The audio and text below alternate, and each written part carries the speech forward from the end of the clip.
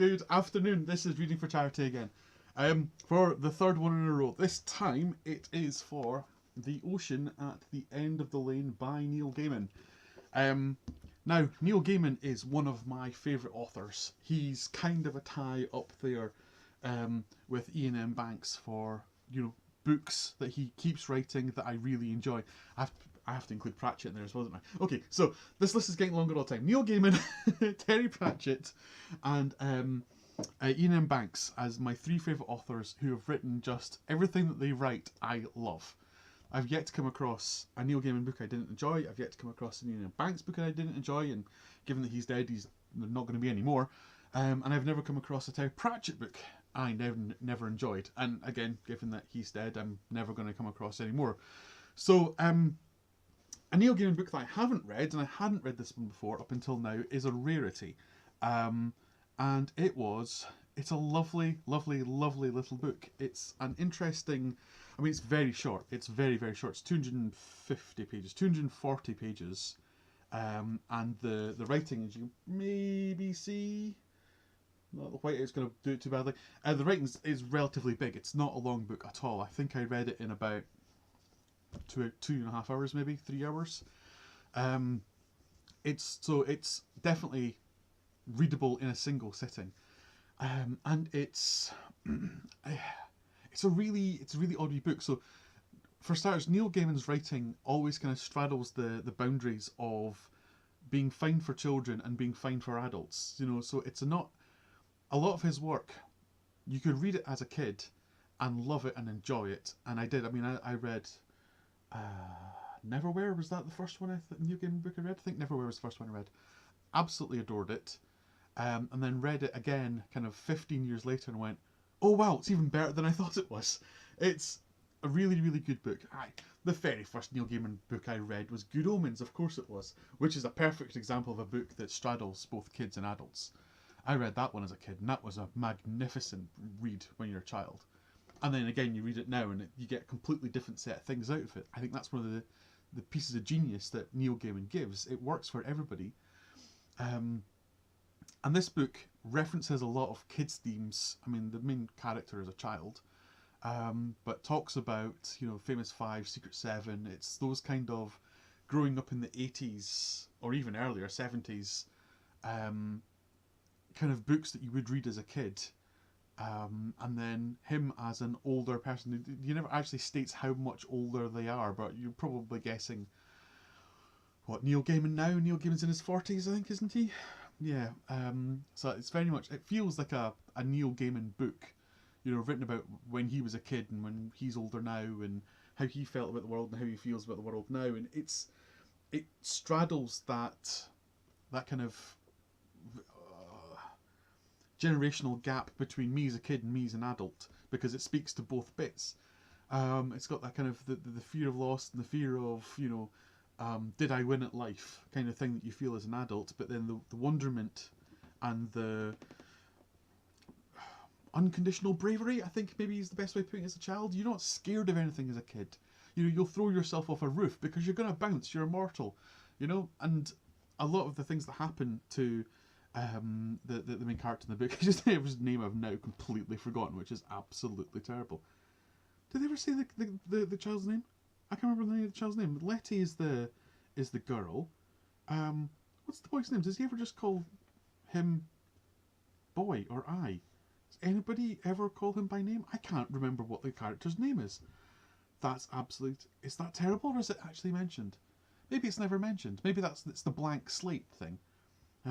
If it's never mentioned, then it's very, very clever, because I never actually realised that it was never mentioned, which makes you very, very much, makes the character in the book very much a blank slate. It's a little bit like the unspeaking avatar in first-person shooters in computer games. They never say anything because you can project yourself into them more easily.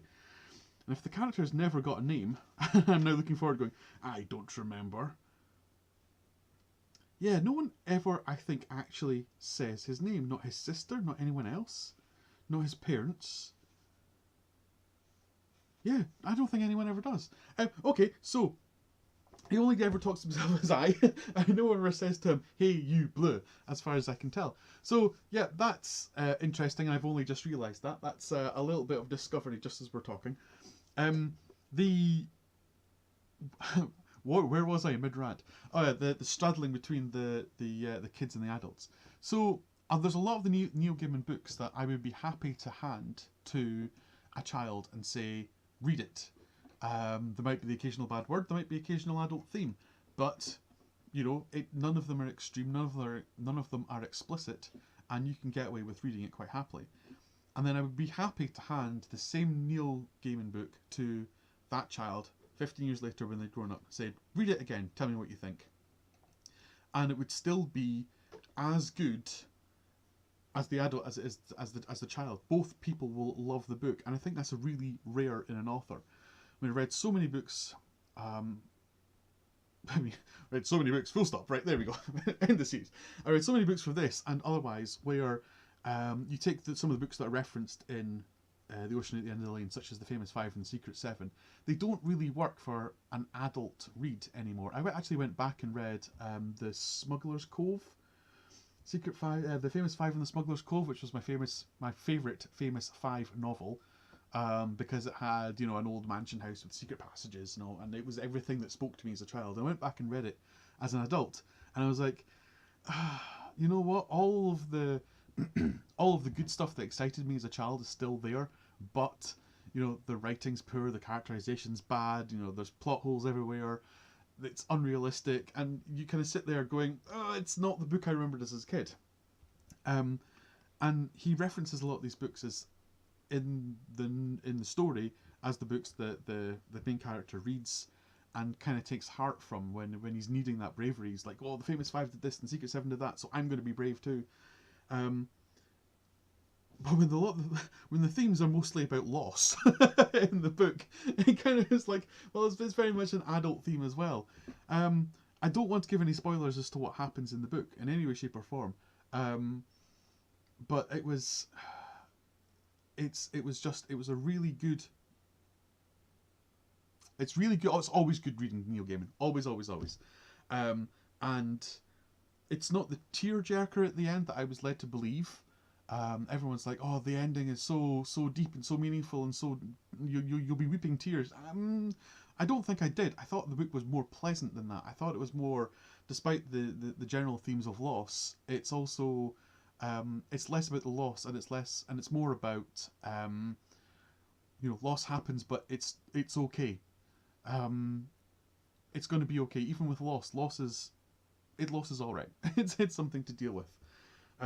It's a really, really good book. So, because I'm trying to keep these to less than 10 minutes, and preferably 7.5 or a bit more, should you read this book, The Ocean at the End of the Lane by Neil Gaiman? Yes, you definitely should. If you like Neil Gaiman, you've probably read this anyway.